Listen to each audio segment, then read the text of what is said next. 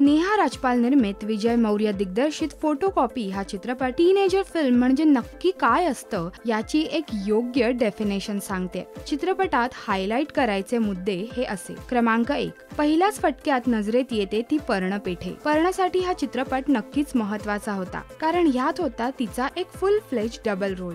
एका अर्बन मुलीच्या जितक्या छटा इथे तिने दाखवल्यात त्या सगळ्या अगदी रिलेटेबल आहेत। शिवाय दुहेरी भूमिकेत दोन टोकाचे स्वभाव सादर करायचे हे एक नक्कीच आव्हान होतं, जे तिने अगदी लीलया पेललंय। क्रमांक 2, चित्रपटाची कथा तशी नवीन नाही। एक लव्ह ट्रायंगल जो आपण याआधी अनेक चित्रपटांमध्ये पाहिलाय, परंतु त्यातही रिफ्रेशमेंट जपण्याचं काम विजय मौर्यने उत्तम केलंय। लोकेशन, संवाद, कास्टिंग, सिच्युएशन, सीन्स आणि अर्थात संगीत ह्या गोष्टी इतक्या चपखल बसल्यात की ही कथा अगदी नवीन होऊन तुमच्या समोर येते। क्रमांक 3, चित्रपटाची एक स्तुत्य गोष्ट अशी की माला, मधु आणि त्यांची आजी ही तीनही पात्रे अतिशय स्ट्रॉंग, एक्सप्रेसिव्ह आणि आत्ताची आहेत। त्यांच्या भावनांचा होणारा अतिरेकही खूप रिलेटेबल वाटतो। कुठेही भारतीय नारीचं बॉलिवूडिश सादरीकरण इथे होत नाही, त्यामुळे ही तीनही पात्र कुठेही कंटाळवाणी होत नाहीत आणि कन्व्हिन्सिंगही होतात। क्रमांक 4, चेतन चिटणीस हा नवा चेहरा,